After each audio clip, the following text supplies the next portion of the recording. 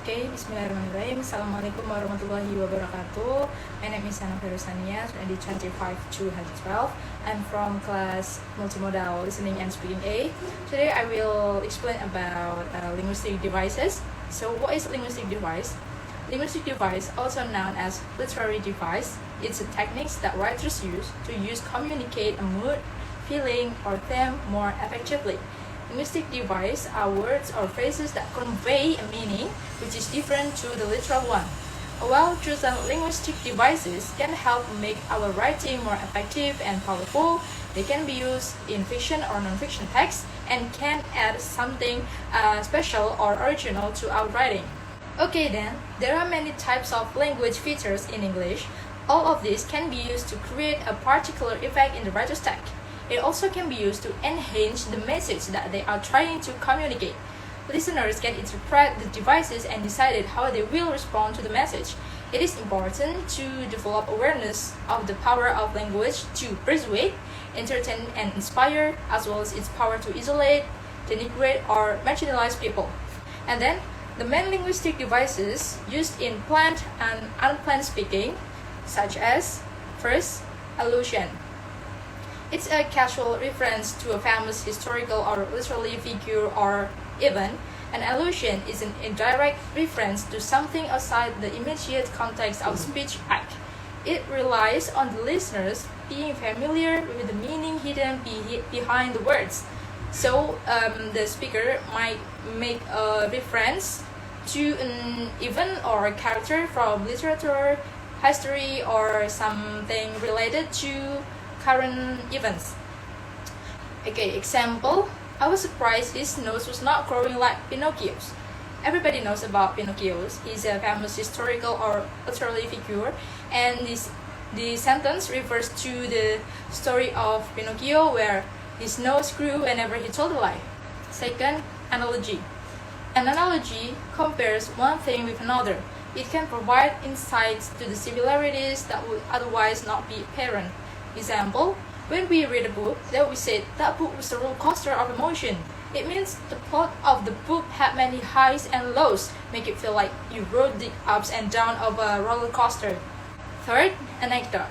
Usually, anecdote is a funny story about a real person or event, and it can be used to make a point or teach a lesson. So the purpose of an anecdote is to reveal a truth, not just to evoke a laughter. Anecdote also can be used to introduce a topic, illustrate a point, or simply add a appetite to a situation.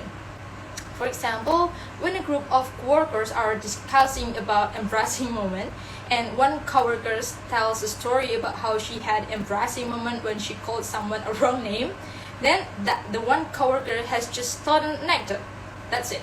They use a personal experience or story as evidence for a claim. Fourth, bribery. It's a persuasive device commonly used in advertising, where special offers are used to encourage the listeners to buy a product. For example, this poster, in order to persuade the readers to buy their product. Fifth, cant. Using jargon inappropriately to create a confusion. A cant is the jargon or language of a group, often employed to exclude or mislead people outside the group. It may also be called an argot, which is empty language or secret language. Each term differs slightly in a meaning. Their use is inconsistent, for example, when teenagers using words that are obscure to the general population as a means of excluding others. Number 6, choices of language. A speaker can choose to use descriptive, emotive, or technical language. For example, if we use descriptive, so we describe something. For example, this sentence, it's an incredibly beautiful place. The garden is cool and green and tranquil. And then if we use emotive, we use emotion. For example, this, I was devastated when I heard the news and thought for a moment that it couldn't be possible. And then if you use technical, example, this sentence, you start with the raw sound from the interviews, voiceovers, and ambient sound that you have recorded. 7, code switching. A speaker alternating between one more language or dialects, it tends to be a feature of bilingual speakers. For example, a Spanish and English speaker saying, Perdoname, why do I have to put la casa? Okay, next, number 8, continuatives. This allows the speaker to signal that they are pressing on with the text. They are used in conversation to signal that the speaker intends to continue speaking. Example, gracia, now, of course, well, anyway, and surely. And then 9, emphasize. Emphasize is anything that is said with greater stress. And then 10, connotation. Connotation suggests meaning beyond the word's literal meaning. The suggestion can create positive or negative influence. For example, this sentence, if we use a positive influence, we bought inexpensive souvenirs at the park. But if we use a negative, we use the word cheap. We bought cheap souvenirs at the park. And then number 11, flattery. Flattery involves an appeal to the listener's self-image, including their need to belong or the need for prestige. For example, when you flatter someone, you praise and compliment him or her, but you are not totally sincere. You flatter your friend by telling her, for example, you are the best driver in the world because you want her to offer you a ride. Next, number 12, irrelevance. Irrelevant is including points or arguments that do not contribute to the main idea with the aim of distracting the audience. Next, number 13, jargon or technical language is using words that are specified to a particular subject and will only be known by those connected with that subject. Jargon is occupation-specific language used by people in a given profession, the shorthand that people in the same profession use to communicate with each other. And then number 14, nuance. A shade of color, expression, meaning or feeling. Example, gracia, rich artistic performance, full of nuance. We can call nuance as an ambience too. Number 15, non-verbal language. The behaviors that accompany spoken language used in family, school, and community situations. For example, body position, posture, facial expression, eye contact, gestures, and movement. Number 16, overgeneralization. This is the use of sweeping statements that can't be literally true in all cases. For example, girls are more talkative than boys.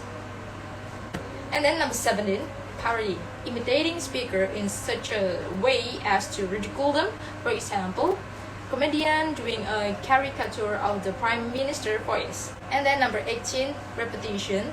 The deliberate use of word, idea, or phrases over and over again to increase impact or to paint a more vivid picture. Number 19, slang. Informal use of language. The use of slang can suggest very personal situation. Slang can be used in a formal situation to create a humor. For example, the word bay can be meant as before anyone else, or baby, which is used to describe a romantic partner or a good friend. And then number 20, style shifting. Style shifting is a term used to describe a student's proficiency in varying their speech according to the situation in which it is used. The style shifts from very formal to informal. And then 21, tone. Tone is the emotional message conveyed in speech. It reflects the speaker's attitude to a given subject through the use of emotive words with positive or negative associations. Tone tells us how the author or the narrator or viewpoint character feels about the subject matter. They might be lighthearted, serious, angry, or something else, but mood is the atmosphere or ambience of a piece of writing. It's how the author wants the reader to feel. Number 22, testimony is the use of quotations from experts or people positively associated with a situation or product. It is used to state opinions designed as facts. Testimony also includes the use of statistics and it is often found in advertising. And then number 23, prosodic features. These are features of language that include pitch, volume, tempo, and rhythm. These features can be used as devices to enhance the effects of speaking. For example, raising the voice from a whisper to a loud voice when telling a story or trying to persuade an audience to accept a particular point of view. Number 24, intonation. Intonation is the variation of pitch when we're speaking. Many languages use pitch syntactically to convey surprise and irony or to change the statement into question. Raising intonation means that the pitch of the voice increases over time. Falling intonation means that the pitch decreases with time. And dipping intonation falls and then rises, whereas speaking intonation rises and then falls. The classic example of intonation is the question statement distinction, when rising intonation is used for echo or declarative questions. And then number 25, irony, wit, and humor. Irony, wit, and humor rely heavily on shared social-cultural context to achieve the author's purpose. Irony contrasts the reality and the expectation with what is said and what is meant.